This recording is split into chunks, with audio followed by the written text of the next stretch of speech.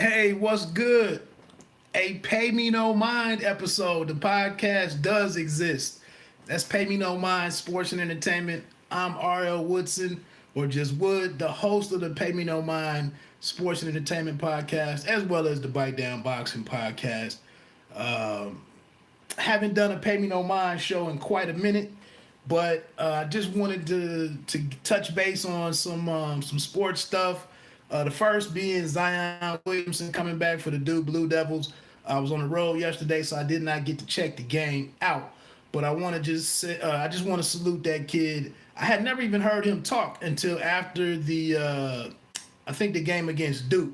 That was the first time I heard the kid speak, and a solid young dude, man. I'm hoping for big things for him. I thought it was great that he came back to his team. He came back, and somebody mentioned earlier on another video that I made that he always wanted to come back. He loves the game of basketball, and he mentioned in the post game the other night that there was no way in the world that he was going to leave his teammates.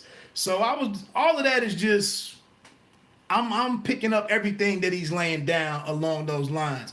Him, Barrett, Reddish, maybe Goldwire and Trey Jones. All those kids came there to do something, and they have the opportunity to do something great.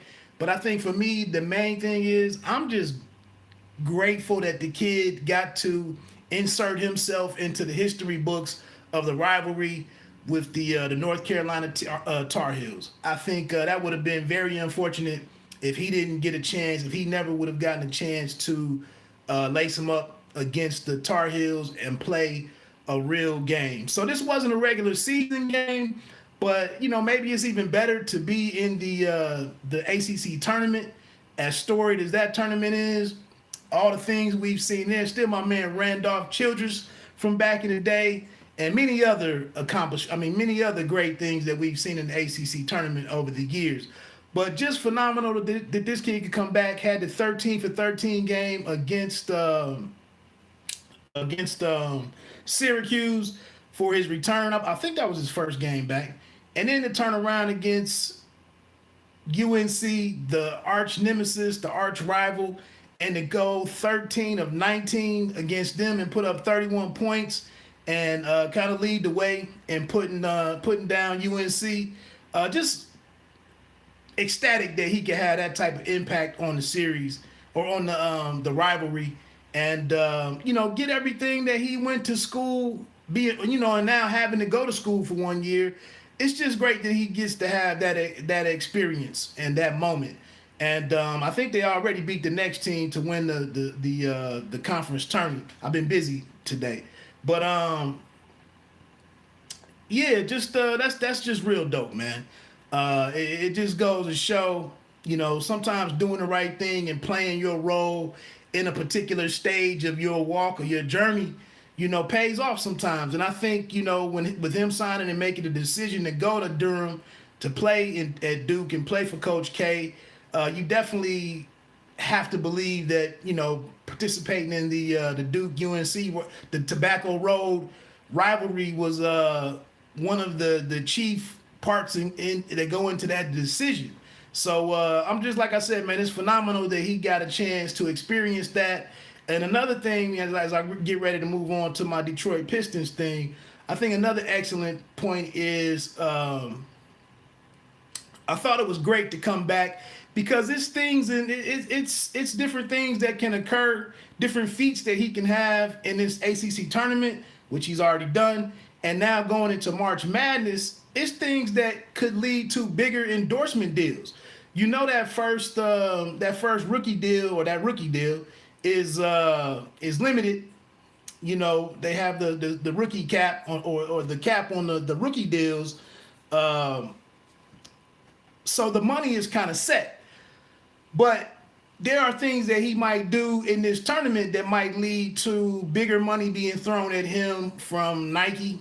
I know that's whose sneaker he had the accident in, but that's probably who he signs with, unless Jay can get in there and get him over to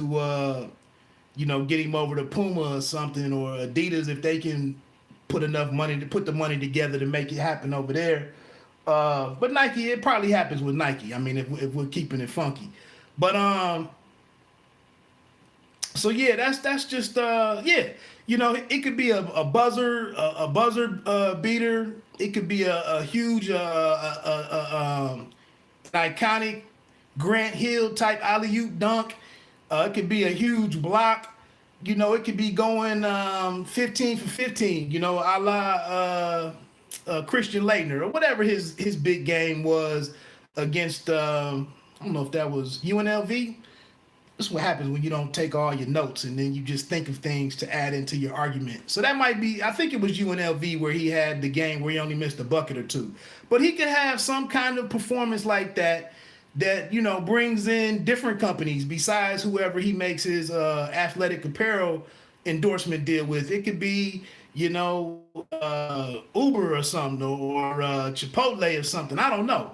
But so I think it was a good thing for him to come back and give his brand a chance to expand. I think he's a very likable young man. And then to do something like he did and coming back and finishing the season with his guys, that's going to curry a great deal of admiration, you know, amongst a lot of sports fans and whatnot. So I think it was a win-win for him. And, you know, that's the one thing, you know, if you are going to go to college, you might as well experience March Madness. So that's all I was really saying. But again, to what a conversation or back and forth that I had with someone else that replied or made a comment on another video, I would have been great with whatever he wanted to do. But it's just even greater. Matter of fact, it's excellent to see that he came back and is going on this, you know, trying to finish this thing off with his guys. For anybody that is here, I'm gonna do a bracket for Pay Me No Mind and for Bite Down Boxing all together, but a bracket challenge. Maybe I'll throw the link down here in the description once I get it up and running. Once the brackets are finalized, do like $5 or whatever. You can PayPal it to me and jump into the challenge. Last year, actually a coworker won it, but the editor-in-chief over at Round by Round Boxing, Alex Burgos, did very well. I think I was in the top 5, at least top 7. I won't say top 5. But anyway, that'll be out there if you want to come back and check on this link. Moving on to the Pistons. Last night, Christmas present from my wife was to catch the Pistons and the Los Angeles Lakers. And, you know, I was reluctant to go look at the schedule, you know, weeks ago to see whether or not it was this would be possibly be the game 2 of a back-to-back. And Thursday night, before I went to go lay it down for the night, I did see LeBron on the court against the Raptors. So there was no mystery in whether or not LeBron would be suiting up and playing against the Pistons last night. I live in Dayton, Ohio, 3.5-hour drive up to Little Caesars Arena. And like I mentioned before, tonight I really would have been down in Dallas, Texas, to check out and cover the Errol Spence Jr. versus Mikey Garcia fight, but on Fox Sports pay-per-view at AT&T Stadium. That didn't happen. I got a real problem right now with LeBron, Team LeBron, and you know what's going on in the NBA with players not playing. I would think all the money that's in this thing, you have coaching staffs. I don't know why guys can't just why the minutes can't be limited per game versus players, you know, just skipping entire games. So anyway, just got a notification that knocked me off my thing. But anyway, 111-97, the Pistons win. It was my first time being in Little Caesars Arena. That place is spectacular. If you remember the movie The Town with Ben Affleck and Jeremy Renner, and John Hamm, they referred to, and it's been said elsewhere, but they referred to Fenway as the Cathedral of Boston. And man, Little Caesars Arena is just impressive. I mean, that place is stunning.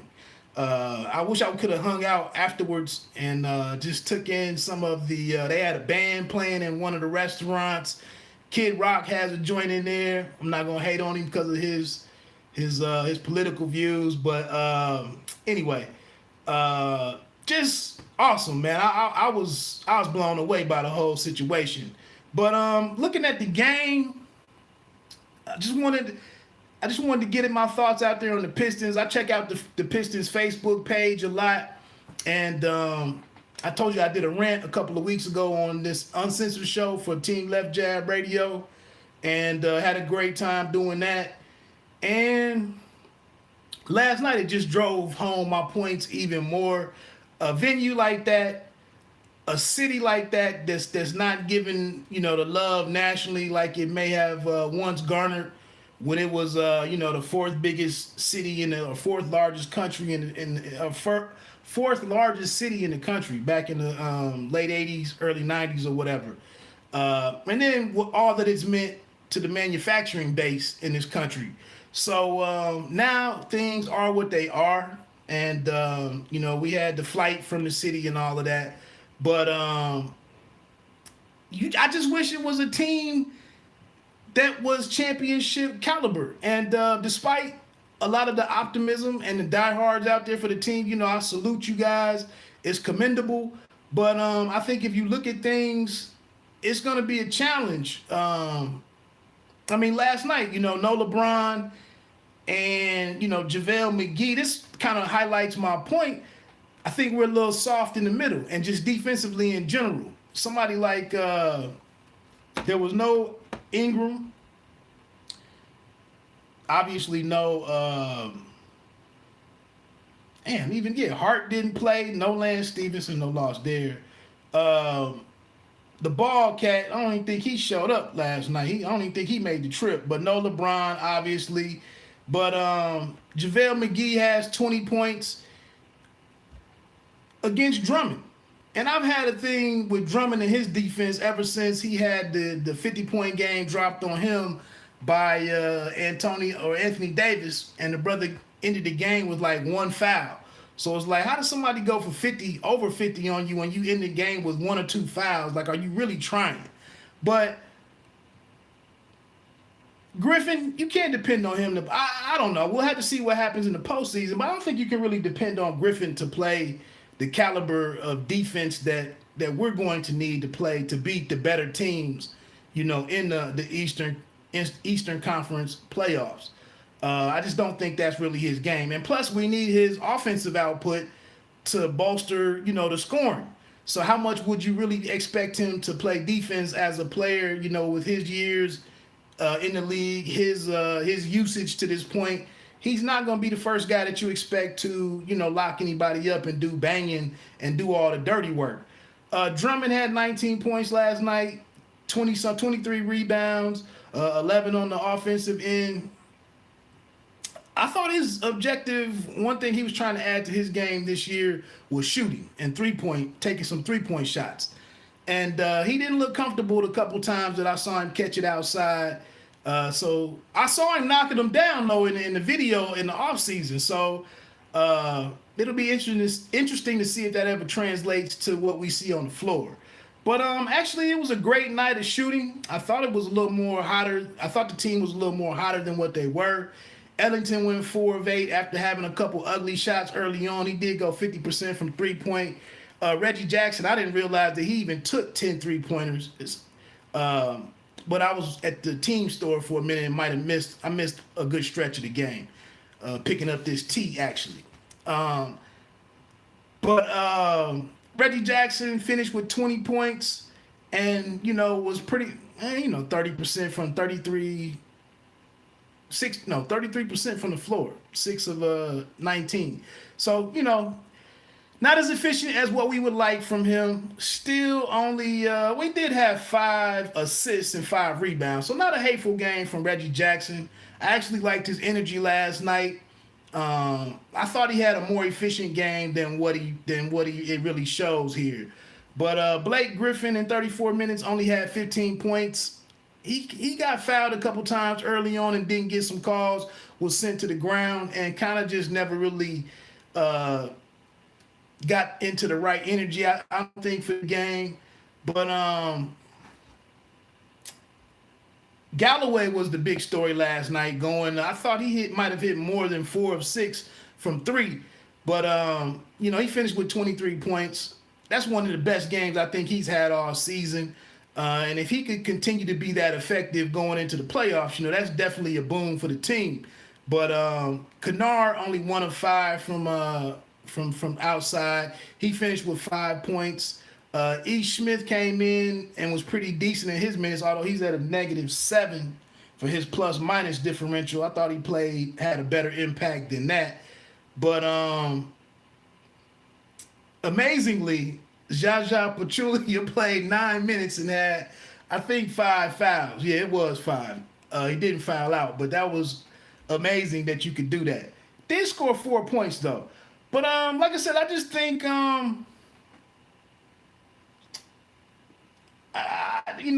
like I said, this is going to be a talented draft.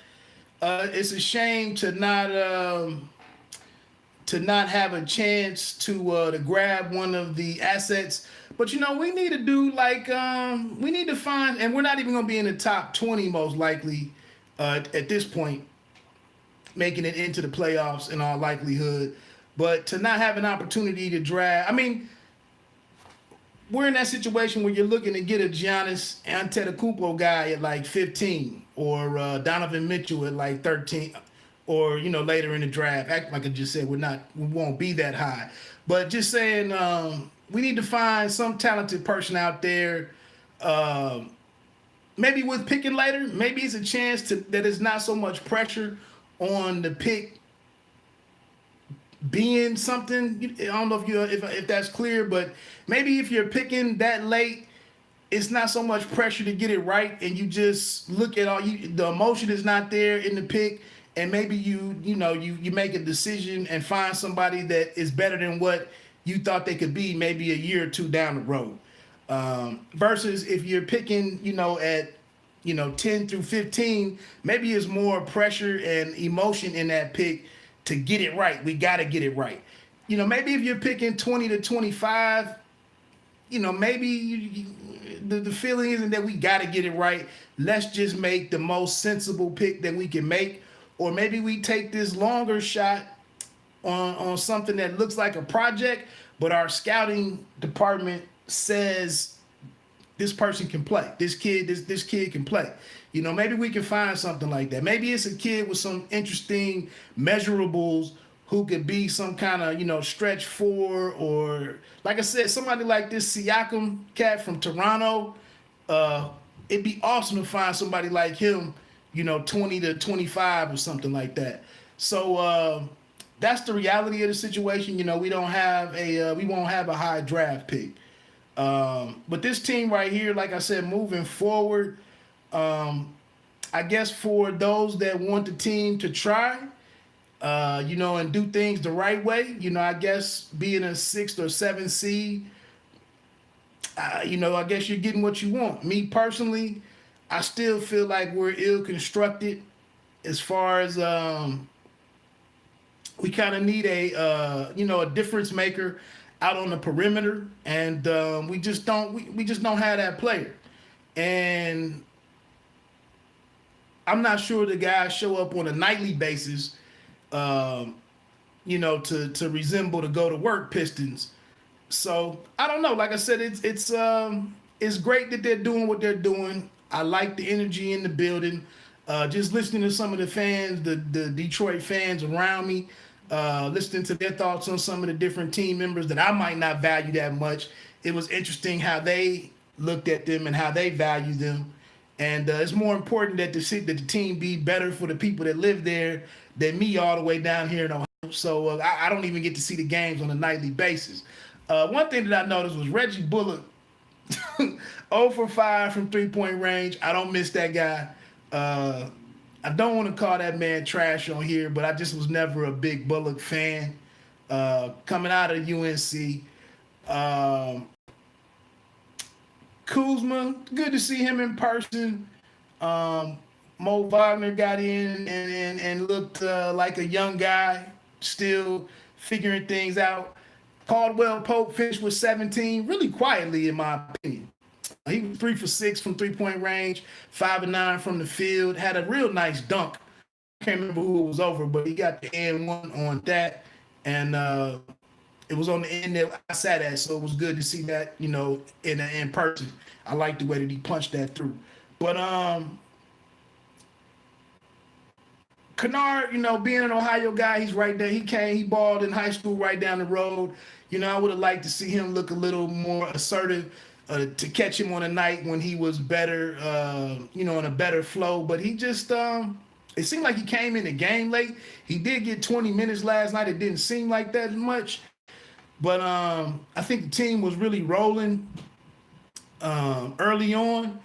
And so the spots where he caught the ball, he seemed a little indecisive on what to do. And he was thinking a little bit too much. But like I said, there was some, depending on what the lineup was, depending on what the situation was, I don't know, it just didn't seem like it was fitting for what he likes to do. And, not having his best shoot night, going 1 of 5, probably contributed to that. So anyway, like I said, it was awesome. The arena is stunning. The fan experience is top notch. They got the Pistons extreme team. It's like 12, 14 guys out there dunking and flipping around and jumping off of trampolines and everything. I was really proud for the city, man. I think it's not a lot of great stories in Detroit all the time. But I like what I saw, man. I like what I saw, the sense of community that I saw and I picked up on while I was there. So that's that. We'll see what happens in the postseason. We'll see who the matchup is. Obviously, I think right now we might be paired up with Toronto. Obviously, it would be good to avoid them in the first round, but that may not be possible. It is only like 3 or 4 home games left. We're in the final stretch of the season, and we'll see, man. The one thing, I'll just leave it at that. Like I said, I just wanted to jump in and touch base on Zion as well as the Pistons. I know that's one of the smaller, NBA fan bases, but that's what I'm built on, man. I rock with the underdogs in most of the stuff that I follow. So shout out to Deeee-troit Bask-et-ball. Shout out to Zion Williamson. I'm probably not picking Duke to win it all, but definitely glad that he's back to participate in March Madness and looking forward to whatever big moment that young man might have. Like I said, check back for the link in the description to join me in my bracket challenge. And let me get on out of here so I can go check out this, get together on what I'm doing for this fight tonight. Have fun with that, and I'm out. Peace.